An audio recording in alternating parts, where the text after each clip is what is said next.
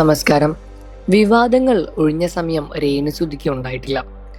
വിദേശയാത്രകൾ ആരംഭിച്ച സ്വർണ്ണക്കടത്ത്, മനുഷ്യക്കടത്ത് തുടങ്ങിയവയിൽ രേണുവും ഭാഗമാണെന്ന തരത്തിൽ പ്രചരിക്കുന്നുമുണ്ട്.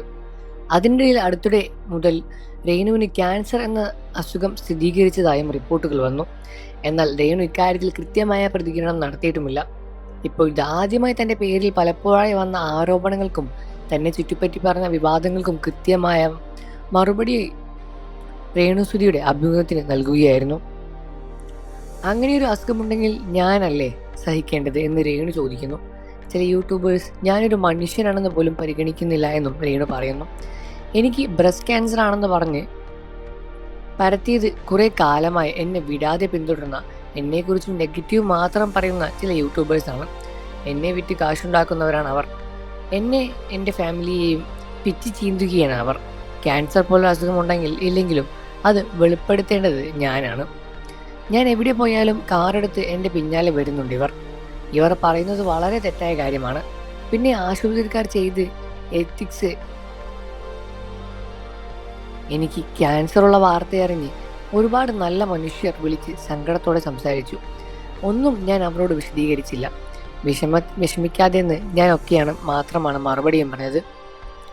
എനിക്കെതിരെ മുൻപും നിരവധി ആരോപണങ്ങൾ വന്നിട്ടുണ്ട്. അബോർഷൻ കേസ് വരെ അതിലുൾപ്പെടും. യൂറിനറി ഇൻഫെക്ഷൻ വന്ന് ഗൈനക്കോളജിസ്റ്റിനെ കാണാൻ പോയപ്പോൾ അതും ഫോട്ടോ എടുത്ത് പബ്ലിക്കിൽ ചെയ്ത് ക്യാഷ് ഉണ്ടാക്കാൻ എൻ്റെ കൂടെ കൂടിയവരുണ്ട്. അങ്ങനെയൊരു മനുഷ്യനല്ലേ. എനിക്ക് ആശുപത്രിയിൽ പോകേണ്ട സാഹചര്യം വരില്ലേ? എന്നെ വിറ്റ് കാശുണ്ടാക്കുന്നവർ എനിക്ക് അസുഖമാണെന്ന് അറിഞ്ഞാൽ അതിൽ നിന്നും കുറച്ച് ചികിത്സയ്ക്കായി തരികയല്ലേ വേണ്ടത്. അല്ലാതെ മനസാക്ഷിയുള്ളവർ ചെയ്യേണ്ടത് ഫോൺ തുറക്കാൻ പറ്റാത്ത അവസ്ഥയാക്കി മാറ്റുകയാണ്. എനിക്ക് ക്യാൻസറാണെന്ന വാർത്തയാണ് എയറിലും. അങ്ങനെ അസുഖമുണ്ടെങ്കിൽ ഞാനല്ലേ സഹിക്കേണ്ടത്? എൻ്റെ കൂടെ ഇടുന്ന സഹിക്കാൻ ഇവർക്ക് പറ്റുമോ? രേണുസുധിക്ക് എന്തു വന്നാലും വന്നില്ലെങ്കിലും അത് പേക്കൂത്തായി പോകുന്നത് എങ്ങനെയാണ്?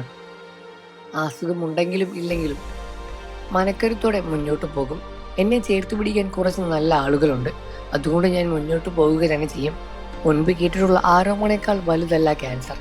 എനിക്ക് അസുഖമാണെന്ന് കുട്ടി ആഘോഷിച്ച് നടക്കുന്നവർ മനുഷ്യരല്ല, പിശാചുക്കളാണ്. എൻ്റെ കുടുംബം ഇനി കേൾക്കാനൊന്നുമില്ല. എൻ്റെ കുഞ്ഞു വരെ കേൾക്കുന്നു.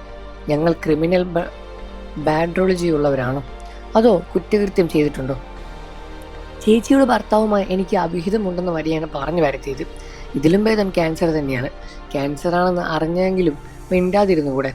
വിറ്റു കാശാക്കണോ? അതുപോലെ എനിക്ക് ഒരിക്കലും അംഗീകരിക്കാൻ പറ്റാത്ത ഒന്നാണ് മനുഷ്യർക്കിടയിൽ ഞാനുണ്ട് എന്നത്. അത് പറഞ്ഞ് പരത്തുന്നവരുടെ മുഖത്ത് അടിക്കാൻ തോന്നും എനിക്ക്. മറ്റൊന്ന്, എൻ്റെ കുഞ്ഞിൻ്റെ അപ്പൻ വേറെയാണ് എന്നതാണ്. അതിനെല്ലാം ഭേദമാണ് ക്യാൻസർ എന്നും രേണുസുധി പറയുന്നു. ദുബായിൽ വെച്ചാണ് താരത്തിൻ്റെ ക്യാൻസർ കണ്ടെത്തിയതും അസുഖവുമായി ബന്ധപ്പെട്ട ടെസ്റ്റുകൾ രേണു പരമേലെ ആശുപത്രിയിൽ എത്തിയതിനു ശേഷമാണ് എന്നും സോഷ്യൽ മീഡിയയിൽ പ്രചരിക്കുകയായിരുന്നു.